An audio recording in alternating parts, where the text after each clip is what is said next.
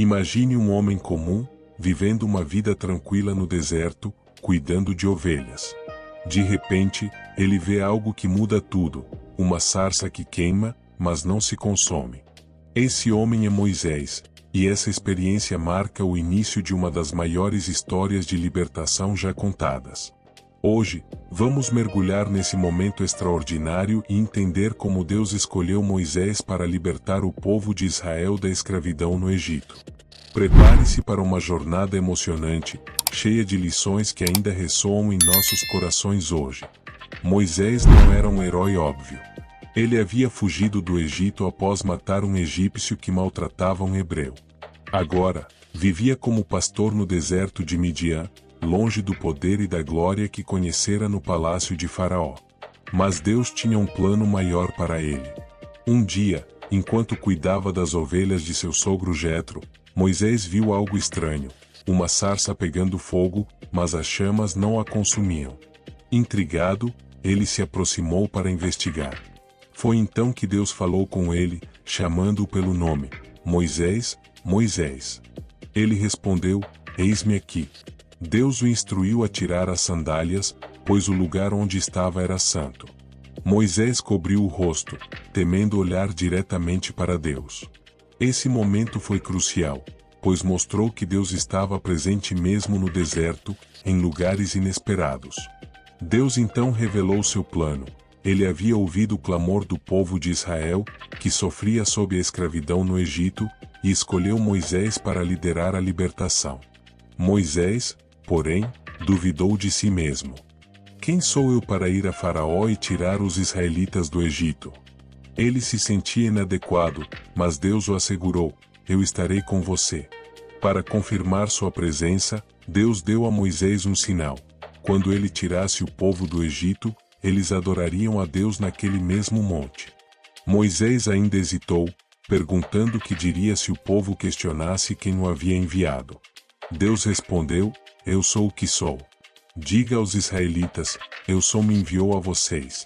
Esse nome revela a eternidade e a soberania de Deus, que está acima de tudo e de todos.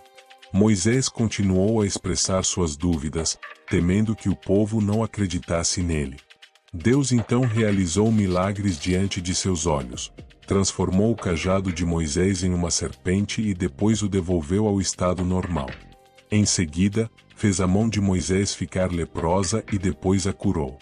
Esses sinais eram provas do poder de Deus e da missão que ele confiava a Moisés. Ainda assim, Moisés argumentou que não era um bom orador. Deus respondeu: quem deu a boca ao homem? Não sou eu, o Senhor? Vá, e eu serei com sua boca e lhe ensinarei o que dizer. Mesmo assim, Moisés pediu que Deus enviasse outra pessoa. Isso irritou Deus, mas ele permitiu que Arão, irmão de Moisés, fosse seu porta-voz. Com essas garantias, Moisés finalmente aceitou a missão. Ele retornou ao Egito, onde encontrou Arão e juntos apresentaram a mensagem de Deus aos líderes de Israel. O povo creu e adorou a Deus, reconhecendo que ele havia visto sua aflição e estava agindo para libertá-los. Agora, Moisés e Arão se dirigiram a Faraó, exigindo que ele libertasse o povo de Israel. Faraó, porém, endureceu o coração e recusou, aumentando ainda mais a carga de trabalho dos escravos. Isso deixou os israelitas desanimados, mas Deus reafirmou sua promessa a Moisés: ele libertaria seu povo com mão poderosa. O confronto entre Moisés e Faraó marcou o início de uma série de eventos dramáticos, conhecidos como as 10 pragas. Cada praga foi um golpe contra os deuses do Egito, mostrando que o Deus de Israel era o único verdadeiro. A primeira praga transformou as águas do Nilo em sangue, seguida por invasões de rãs, piolhos e moscas. As pragas continuaram com a morte do gado, úlceras, granizo, gafanhotos e trevas. Cada vez, Faraó prometia libertar o povo, mas mudava de ideia assim que a praga cessava. Isso revelava a dureza de seu coração e a necessidade de uma intervenção divina ainda maior. A 10ª praga foi a mais devastadora, a morte dos primogênitos. Deus instruiu os israelitas a marcarem suas portas com o sangue de um cordeiro, para que o anjo da morte passasse por suas casas. Essa noite marcou a instituição da Páscoa, um memorial que os israelitas celebrariam para sempre. Após a 10ª praga, Faraó finalmente permitiu que o povo partisse. Os israelitas deixaram o Egito em êxodo, levando consigo os tesouros que os egípcios lhes deram. Mas a jornada estava apenas começando. Logo, Faraó mudou de ideia novamente e perseguiu os israelitas com seu exército. No Mar Vermelho, os israelitas pareciam encurralados. Mas Deus abriu um caminho no meio das águas, permitindo que eles atravessassem em terra seca.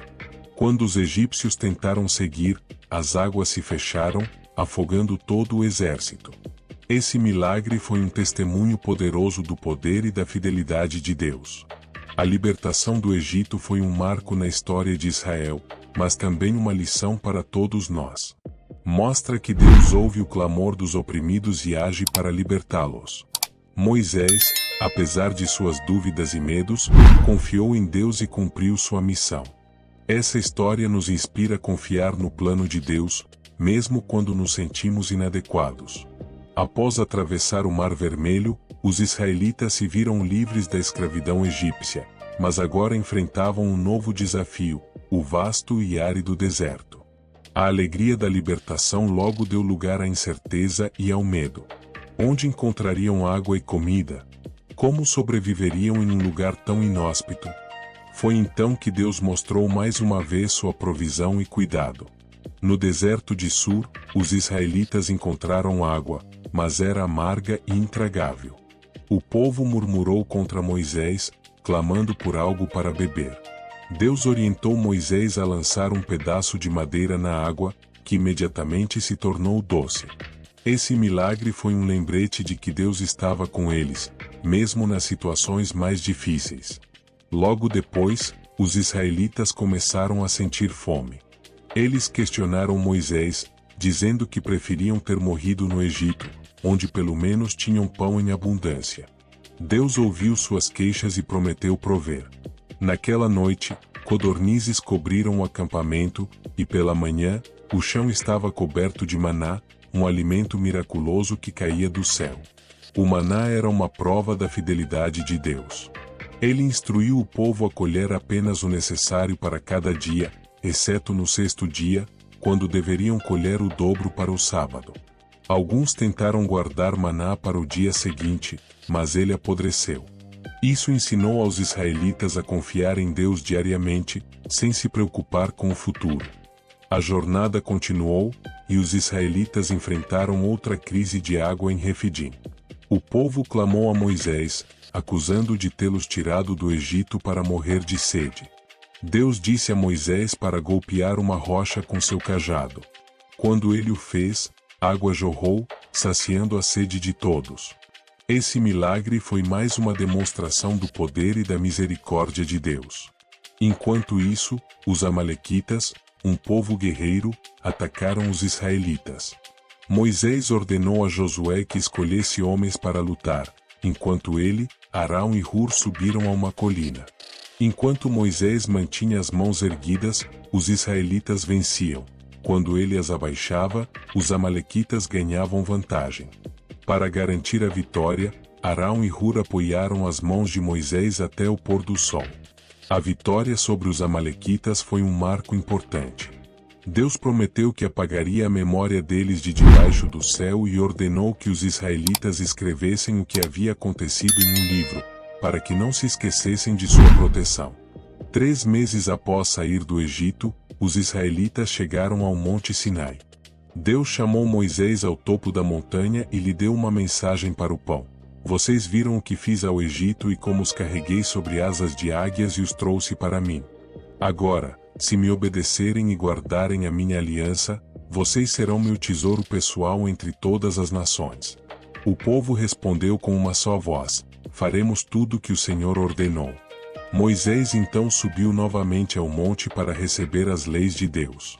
Ele ficou lá por 40 dias e 40 noites, durante os quais Deus lhe deu as tábuas dos 10 mandamentos e instruções detalhadas sobre como construir o tabernáculo, um santuário móvel onde ele habitaria entre seu povo.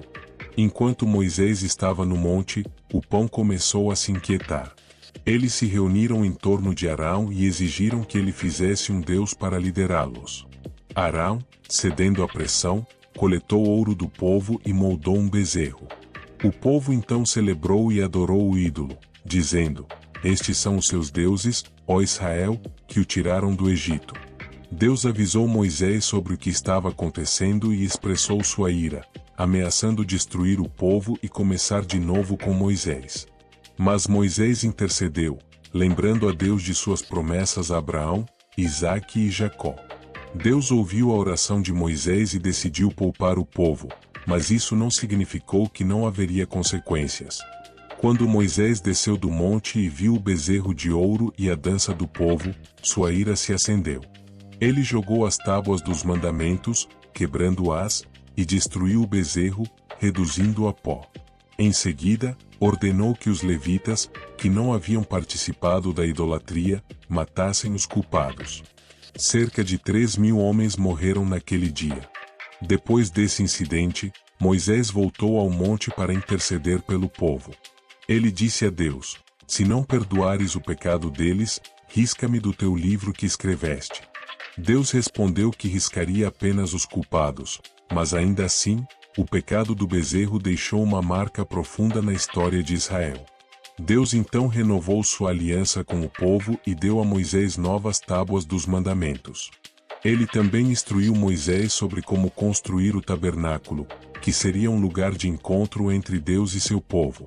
O tabernáculo era um símbolo da presença de Deus no meio de Israel, e sua construção foi uma tarefa sagrada e detalhada.